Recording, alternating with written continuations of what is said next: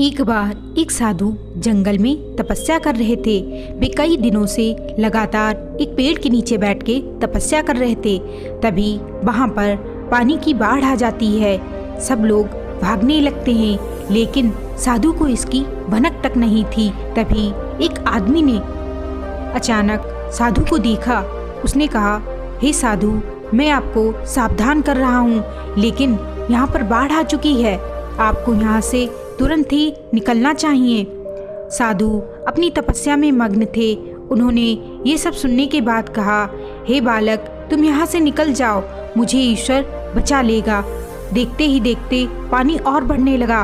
कुछ देर बाद कुछ लोग अपनी जान बचाकर नाव से भाग रहे थे। उस नाविक ने साधु को सावधान करते हुए कहा, हे साधु, पानी बढ़ रहा है, आपको यहाँ से निकलना चाहिए, वरना आपकी मृत्यु हो सकती है। यह सब सुनकर साधु ने फिर एक बार कहा, तुम यहाँ से निकल जाओ, मुझे ईश्वर बचा लेगा। यह सब सुनकर वह नाविक भी वहाँ से निकल गया। कुछ देर बाद वहाँ से एक हेलीकॉप्टर गुजरता है जो सबकी जान बचा रहा होता है। जब हेलीकॉप्टर वाले की नज़र उस साधु पर पड़ती है तो हेलीकॉप्टर वाला कहता है, हे साधु, मैं तुम्हारे लिए एक रस्सी फेंक रहा हूँ, कृपया इसे पकड़ के ऊपर आ जाइए।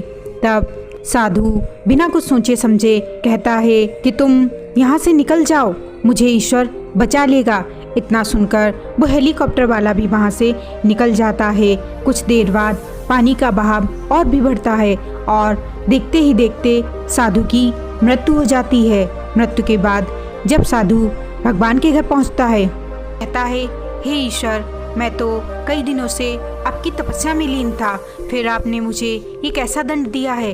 तब भगवान उस साधु से कहते हैं, हे मूर्ख, मैंने तुझे बचाने के लिए न जाने कितने प्रयत्न करे, न जाने मैंने किन किन लोगों को भेजा, लेकिन तू मूर्ख मेरे किसी भी इशारे को समझ ही नहीं पाया।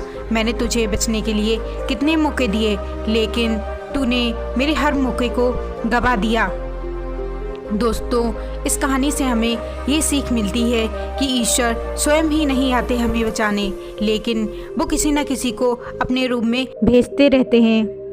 ईश्वर के मौके का लाभ उठाइए, यूं बेकार में ईश्वर को मत कोसिए। वीडियो अच्छा लगा हो तो लाइक और सब्सक्राइब करके ज़रूर ही बताइएगा।